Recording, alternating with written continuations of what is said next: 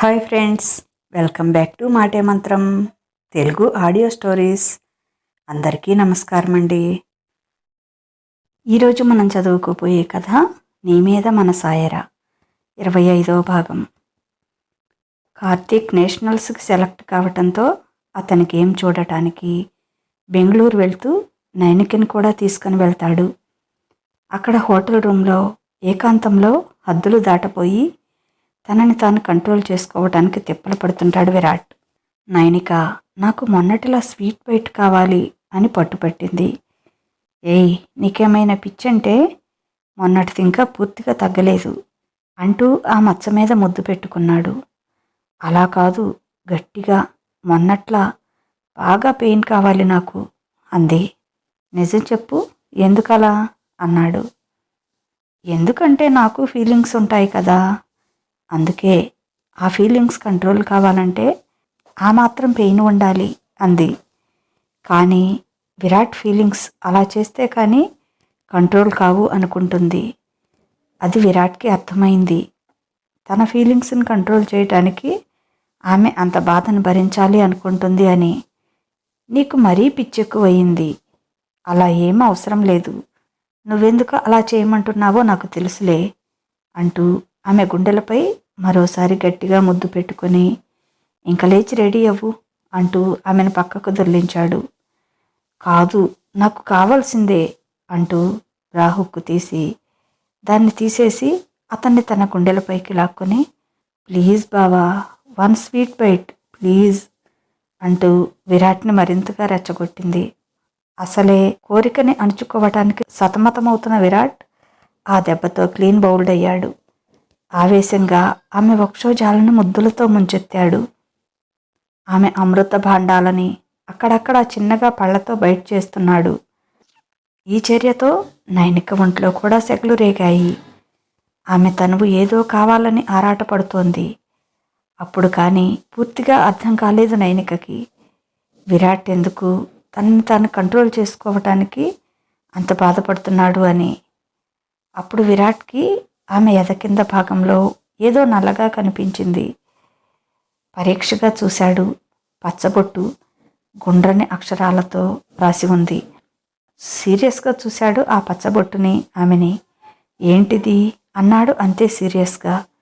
నవ్వుతూ విరాట్ వైపు చూసింది. అడిగిన దానికి చెప్పకుండా నవ్వుతావేంటే తిక్కదానా అన్నాడు కోపంగా. పచ్చబొట్టు అంది. కాదు, పిచ్చిబొట్టు, నీ పిచ్చికి పరాకాష్ట. ఎంత పెయిన్ వేస్తుంది, పైగా ఇక్కడ అన్నాడు కళ్ళు పెద్దవి చేస్తూ. పెయిన్ ఏమీ లేదు, చాలా హాయిగా అనిపించింది. నా బావ పేరు నా ఒంటి మీద అలా సూదులతో పొడిపించుకుంటుంటే నీ స్వీట్ బైట్ కంటే స్వీట్గా ఉంది అందే. పోవే పిచ్చిదానా, ఎక్కడా ప్లేస్ లేనట్టు ఇక్కడ వేపించుకునేది అన్నాడు దాని మీద ముద్దు పెట్టుకుంటూ. మరీ జలసీ ఫీల్ అవ్వకు, అమ్మాయిలే వేసింది అని చెప్పింది. నీకు మాత్రమే కనిపించాలని అక్కడ వేపించుకున్నాను అంది నవ్వుతూ. విరాట్ అని చాలా అందంగా కనిపిస్తున్న అక్షరాల మీద మళ్ళీ మళ్ళీ ముద్దులు పెట్టుకుంటూ, ఒకవేళ నేను నిన్ను పెళ్లి చేసుకోకపోతే అప్పుడేం చేసేదానివి, ఇది ఎంత డేంజర్ అయ్యేది అన్నాడు. దీనిలో డేంజర్ ఏముంది, అది అలానే ఉండేది. నాతో పాటు నా బావ నేను ఉన్నంతకాలం నాకు తోడుగా ఉండేవాడు అంది. నేను అడిగిన మాట నీకు అర్థమైంది అని నాకు తెలుసు. ఇంకెవరినైనా పెళ్లి చేసుకుని ఉంటే ఇది చూస్తే ఏమయ్యేది అని ఆమె నెత్తి మీద ఒక మొట్టికాయ వేశాడు. అలా ఎలా జరుగుతుంది, నాకు పెళ్ళంటూ అయితే నీతోనే, ఇంకొకళ్ళకి అది చూసే అవకాశం నేను ప్రాణాలతో ఉండగా రాదు అంది. ఒకవేళ అలా జరిగింది అంటే అది నా ప్రాణం పోయాకే అంటున్న ఆమె పెదవుల నుంచి పూర్తిగా మాట బయటికి రాకుండా తన పెదవులతో మూసేశాడు. ఆమె కాదు, ఆమె ప్రేమ కూడా అద్భుతంగానే అనిపించింది విరాట్కి. ఎప్పుడూ కన్నెత్తి కూడా సరిగ్గా చూడదు, సిగ్గుపడుతూ ఎక్కడో నక్కి చూస్తుంది. ఎప్పుడూ మాట్లాడేది కూడా కాదు. కానీ మనసులో తనంటే పిచ్చి ప్రేమ, సత్యంత ప్రేమ, తన కోసం ఎంత బాధనైనా భరించేంత ప్రేమ. అది తలుచుకుంటుంటే ముద్దుగాఢత మరింతగా పెరిగిపోయింది. ఆమె చుట్టూ ఉన్న చేతులు మరింతగా బిగిశాయి. నైనికకి ఊపిరి అందటం కష్టమైపోయింది. ఆమె కింది పెదవిపై బైట్ చేశాడు. ఆమె ఎదపొంగులు మెత్తగా తనకు తగిలి ఉక్కిరి బిక్కిరి చేస్తుంటే కంట్రోల్ చేసుకోవటం కష్టమనిపించి ఆమెను అలాగే తీసుకువెళ్ళి బాత్రూంలోకి నెట్టి ఫ్రెష్ అయ్యిరా అంటూ తలిపేశాడు. బట్టలు లేకుండా ఏం ఫ్రెష్ అవను, హడావిడిగా తీసుకొచ్చేశావు అంది నైనిక. ఆమెకు టవలిచ్చి ఫస్ట్ ఫ్రెష్ అయ్యిరా అన్నాడు. నైనికకి ఒళ్ళంతా ఏదో తెలియని భావం కమ్మేస్తోంది. షవర్ చేస్తుంటే బావ కూడా వస్తే బాగుండు అనిపించింది. ఇందాక ఊపిరి అందలేదు, కానీ ఆ కౌగిలిలో చచ్చిపోయినా పర్వాలేదు అనిపించింది. ఇంకా ఇంకా అతని నుంచి ఏదో కోరుకుంటోంది ఆమె వయసు, మనసు, శరీరం. తన బ్యాగ్ తీసి నైనిక డ్రెస్ తీసి బెడ్ మీద పెట్టాడు. ఇలా ఎప్పుడైనా అవసరం అవుతుందని బ్యాగ్లో తన బట్టలతో పాటు నైనికవి కూడా 2-3 పేర్స్ పెట్టాడు. ఇక్కడే ఉంటే దాన్ని చూసి కంట్రోల్ చేసుకోవటం కష్టం అనుకుంటూ బాల్కనీలోకి వచ్చి డోర్ వేసి అక్కడి నుంచి సిటీ వ్యూ అందంగా కనిపిస్తుంటే చూస్తూ నుంచున్నాడు. నైనిక బెంగళూరు చలిలో ఇంకా చల్లటి నీళ్లతో స్నానం చేస్తే కానీ ఆమె ఒంటి తాపం తీరలేదు. బావ ఇన్ని రోజుల నుంచి ఇంకెన్నాళ్ళు చంపుతావే ఇలా అంటుంటే అర్థమయ్యేది కాదు. ఆ ఫీలింగ్స్ ఈరోజే అర్థమవుతున్నాయి. పాపం బావా అనుకుంది. స్నానం పూర్తి చేసి టవల్ చుట్టుకొని రూంలోకి వచ్చింది. విరాట్ అక్కడ లేడు. బావ ఎక్కడికి వెళ్ళాడు అనుకుంటుంటే బెడ్ మీద తన డ్రెస్ కనిపించింది. దొంగ బావ అయితే ముందే తెలుసు అన్నమాట. తనకి మాట మాత్రం చెప్పకుండా ఉన్న ఫలంగా తీసుకొచ్చేశాడు అనుకుంటూ డ్రెస్ వేసుకుంది. హెయిర్ డ్రయర్తో జుట్టు ఆరబెట్టుకొని రెడీ అయ్యి బావ ఎక్కడికి వెళ్ళాడు, బాల్కనీలో ఉన్నాడా అనుకుంటూ డోర్ తెరిచింది. విరాట్ పిట్టగోడ దగ్గర నిలబడి బయటకు చూస్తూ ఉన్నాడు. ఏం పర్సనాలిటీరా బాబు, అందుకే బయటకు వెళ్తే అమ్మాయిలంతా నోరు తెరుచుకొని చూస్తూ ఉంటారు. ఇంత అందంగా ఉన్న మొగుడిని చేసుకుంటే రక్షించుకోవడం కష్టమేనబ్బా అనుకుంటూ విరాట్ వెనకగా వెళ్ళి అతన్ని గట్టిగా కౌగిలించుకుంది. అయిందా అన్నాడు. అంది మైకంగా. చెయ్యి వెనుకగా పోనిచ్చి ఆమెను తన ముందుకు లాక్కున్నాడు. జీన్స్ పైన లెమనెల్లో ఆరెంజ్ కలగలిసిన టాప్ వేసుకొని చూడగానే కళ్ళు జిగేల్మనిపించింది. ఆమె నుదుటి మీద పడుతున్న జుట్టును సరిచేసి పెదవులపై చిన్నగా ముద్దిచ్చాడు. వంగి తన పేరు ఉన్న దగ్గర డ్రెస్ పై నుంచే ముద్దు పెట్టుకున్నాడు. అలా పెడితే యూస్ ఏముంది అంది నవ్వుతూ. దొంగ మొహందానా, కావాలనే అలా వేయించుకున్నావు కదూ, రేపు కూర్చోబెట్టి ఒళ్ళంతా పొడిపిస్తాను అన్నాడు. ఆమెనెత్తుకొని తీసుకువెళ్ళి బెడ్ మీద పడేసి టాప్ పైకి లాగితే బ్రా కనిపించింది, తన పేరు కనిపించలేదు. ఇదెందుకు చిరాగ్గా అన్నాడు విసుగ్గా చూస్తూ.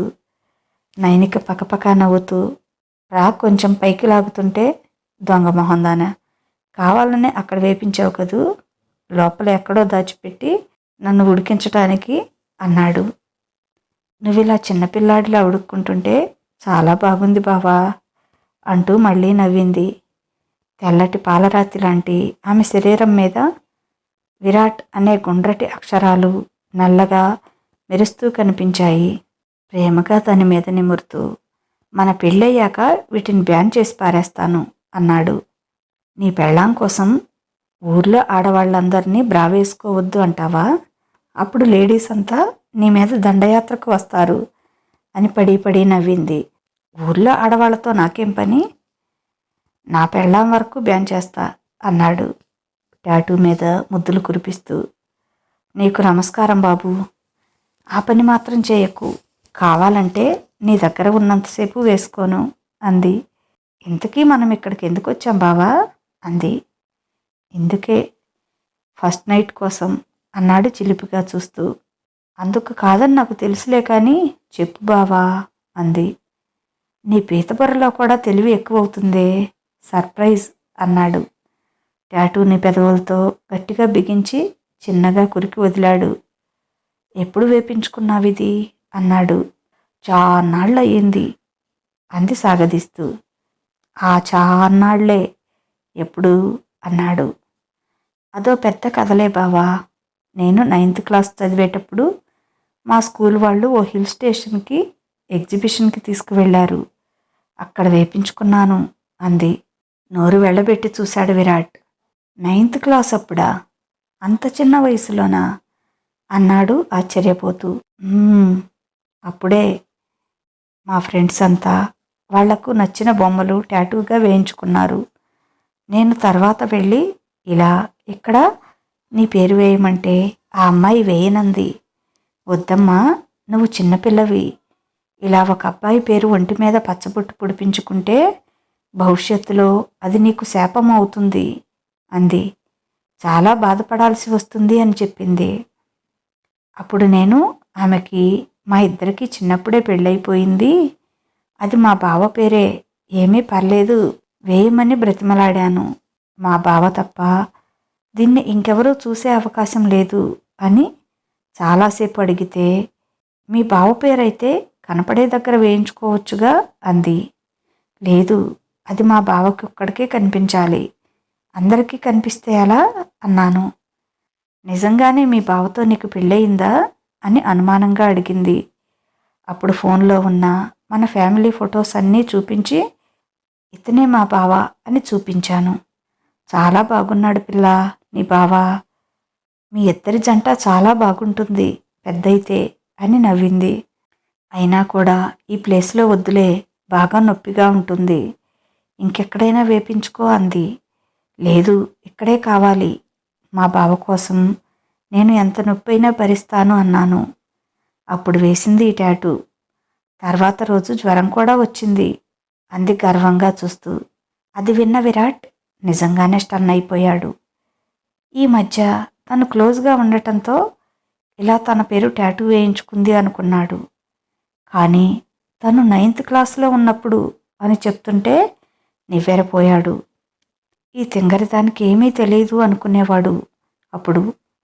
కానీ ఆ చిన్న వయసులోనే తన మీద దాని మనసులో ఎంత ప్రేమ నింపుకుంది అనుకున్నాడు. తింగరిదానా, అలా ఎందుకు చేశావు?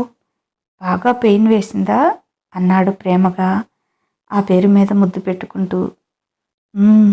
కానీ అది నీ పేరు కదా, చాలా బాగుంది ఆ పెయిన్, దీనికంటే కూడా అంది ఎంగేజ్మెంట్ రోజు తను ఆమె ఎదపై చేసిన గాయం చూపిస్తూ.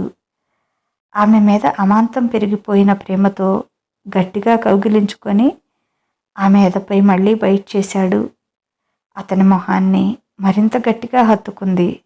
బావా, నాకు ఏదోలా ఉంది అంటూ అతని చెవిలో కొణిగింది. నాకు అలాగే ఉంది, అయినా పెళ్ళయ్యే వరకు ఆగమని నువ్వే చెప్పావు కదా అన్నాడు ఆమె మెడ మీద తన పెదవులతో అద్దుతూ. అంతలో విరాట్ ఫోన్ రింగ్ అయ్యింది. యూజ్లెస్ ఫెలోస్, ఎప్పుడు ఫోన్ చేయాలో తెలీదు అంటూ విసుగ్గా ఫోన్ తీశాడు. ఆ మాటకి పడి పడి నవ్వింది నైనిక. నువ్విక్కడ ఏం చేస్తున్నావో వాళ్ళకి తెలుసా అంటూ. నవ్వుతున్న నైనిక నోటిని తన చేత్తో మూసి, ఏంట్రా యూజ్లెస్ ఫెలో, ఇప్పుడు చేశావు అన్నాడు చిరాగ్గా. తమరేం మెరగబొడుస్తున్నారో అంత యూజ్ అయ్యేటట్లు, మ్యాచ్ టైం అవుతుందిరా, ఇంకా రాలేదేంటి అన్నాడు. వస్తున్నాలే అన్నాడు టైం చూస్తూ. ఇంతకీ బెంగళూరు వచ్చావా, హైదరాబాద్లోనే వచ్చావా అన్నాడు. వస్తున్నారా బాబు, పెట్టేసేయ్ అన్నాడు. విరాట్ చెయ్యి లూజు కావటంతో నైనిక నవ్వు తెరలు తెరలుగా వినిపిస్తుంది కార్తీక్కి.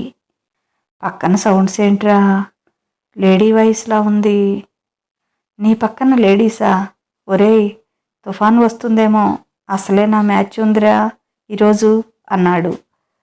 నీ బొందరా, చెవులు టెస్ట్ చేయించుకో అంటూ టక్కున ఫోన్ కట్ చేశాడు. కాసేపు నవ్వకుండా ఉండలేవా అంటూ నైనిక నెత్తి మీద ఒకటి మొట్టాడు. ఇంతకీ ఎవరు ఆ యూజ్లెస్ ఫెలో అంటూ నవ్వింది. చూస్తావుగా అంటూ టవల్ తీసుకొని బాత్రూంలోకి వెళ్ళాడు. నైనిక చెదిరిన తన బట్టలు సర్దుకొని చెరిగిపోయిన హెయిర్ని కోంబు చేసుకుంది. ఆమెకి ఇదంతా ఇంకా కలలా ఉంది. తను, బావ ఇలా ఒంటరిగా బయటెక్కడో హోటల్ రూమ్‌లో తామిద్దరం మాత్రమే. నేను బావతో ఇంత క్లోజ్‌గా ఎప్పుడైపోయాను? మొన్నటి వరకు బావని చూడాలంటేనే చచ్చే సిగ్గుగా, మాట్లాడాలంటే భయంగా ఉండేది. అమ్మ వెనక నుంచో, అత్త వెనక నుంచి నక్కి చూడటం తప్ప డైరెక్ట్‌గా ఎప్పుడూ బావ కళ్ళల్లోకి చూడలేదు. తన మనసంతా బావే నిండిపోయినా చూడాలంటే, మాట్లాడాలంటే తన వల్ల అయ్యేది కాదు. కొంపతీసి పెళ్ళైన తర్వాత కూడా నేను, బావ ఇలాగే ఉంటామేమో. బావ సీరియస్‌గా, నేను సిగ్గుపడుతూ అనుకునేది. కాలేజీలో లవర్స్‌ని చూసి అనుకునేది, వీళ్ళలా నేను, బావ ఎప్పుడిలా ఉంటాము అని. ఆశలన్నీ కలల్లోనే తీర్చుకునేది. కానీ నా మనసులో విషయం బావకి ఎలా తెలిసిందో, పెళ్ళికి ముందే బావ తన కలను తీరుస్తున్నాడు అని తృప్తిగా నిట్టూర్చింది. కలలోలా కాదు, కల కంటే చాలా గొప్పగా, చాలా ఎక్కువగా. బావకి నా మీద ఇంత ప్రేమ ఉందని ఎప్పుడూ అనుకోలేదు. ఐ లవ్ యూ బావా అనుకుంది. ఈ మాట నా మనసులో ఎన్ని కోట్ల సార్లు చెప్పుకున్నానో, అసలు ఈ జన్మకి ఆ అవకాశం వస్తుందో రాదో అని ఎంత బాధపడ్డానో. మామయ్య కూతుర్ని పెళ్లి చేసుకోవటం నాకిష్టం లేదు అని అన్న నీ మాటలు విని అపార్థం చేసుకొని ఎంత ఏడ్చుకున్నానో. చివరికి నువ్వు లేని లైఫ్ ఎందుకు అని సూసైడ్ కూడా చేసుకుందాం అనుకున్నాను. అమ్మా నాన్న గుర్తుకొచ్చి ఆగిపోయాను. అమ్మో, ఆ రోజు కనుక అలా చేసి ఉంటే ఇప్పుడు బావ ప్రేమను మిస్ అయిపోయేదాన్ని. అంతేకాక నా కోసం బావ కూడా చాలా బాధపడేవాడు. బావకి తనపై ఇంత ఇష్టం ఉందని నిజంగా తెలియలేదు. ఇన్నేళ్లుగా, ఇన్ని సంవత్సరాలకి స్వయంగా నీకు ఐ లవ్ యూ చెప్పగలుగుతున్నాను. ఎంత సంతోషంగా ఉందో నీకు తెలుసా? నీ లైఫ్లో నాకు ఇంత ముఖ్యమైన స్థానం ఇచ్చినందుకు చాలా చాలా థ్యాంక్స్ బావా అని మనసులో అనుకున్నాను. అనుకుంటూ పైకే చెప్పుకుంటుంది. విరాట్ బాత్రూమ్ నుంచి ఎప్పుడు వచ్చాడో కూడా చూడలేదు. రెడీ కూడా అయ్యాడు. తానేమో తన లోకంలో మాట్లాడుకుంటూ ఉంది. ఆమె దగ్గరకు వచ్చి ఆమె మొహాన్ని 2 చేతుల్లో పట్టుకొని అపురూపంగా చూస్తూ, మనం ఒకళ్ళకొకళ్ళం సారీలు, థ్యాంక్స్లు చెప్పుకోకూడదు. నువ్వు వేరు, నేను వేరు కాదు. మనిద్దరి మధ్య ప్రేమ తప్ప ఇంకేమీ ఉండకూడదు. ఇప్పటి వరకు నన్ను ఎంతగా ప్రేమిస్తున్నావో ఇక ముందు మనం బ్రతికినంతకాలం అలాగే ప్రేమించాలి. మన మధ్య అపార్థాలు, అపనమ్మకాలు రాకూడదు. అలా వస్తే నాకు చాలా చిరాకు. అర్థమైందా అంటూ ఆమె నుదుటి మీద ముద్దు పెట్టి, ఇంకలే వాడిప్పటికే ఏడుస్తూ ఉంటాడు రాలేదని అన్నాడు. ఎవరు, ఎక్కడికి? ఇంతవరకు నాకు చెప్పనే లేదు అంది బొంగమూతి పెట్టుకొని. సర్ప్రైజ్ అని చెప్పానుగా, అంత తొందర ఎందుకు? ఇంకో పావు గంటలో కలుస్తాం అంటూ ఆమె చేయి పట్టుకొని లాక్కెళ్ళాడు. ఇదండి ఈరోజు కథ. ఎలా ఉంది? మీకు నచ్చిందా? మీకు కనుక ఈ కథ నచ్చినట్లయితే తప్పనిసరిగా ఒక లైక్ ఇవ్వండి. అలాగే ఈ కథ పైన మీ అమూల్యమైన అభిప్రాయాన్ని ఓ చిన్న కామెంట్ ద్వారా తెలియచేయండి. అలాగే మన మాటే మంత్రం ఛానల్ని సబ్స్క్రైబ్ చేసుకోండి. మీకు తెలిసిన వారికి షేర్ చేయండి. ఇక ఉంటాను. బాయ్. మీ లక్ష్మీ ఘంట.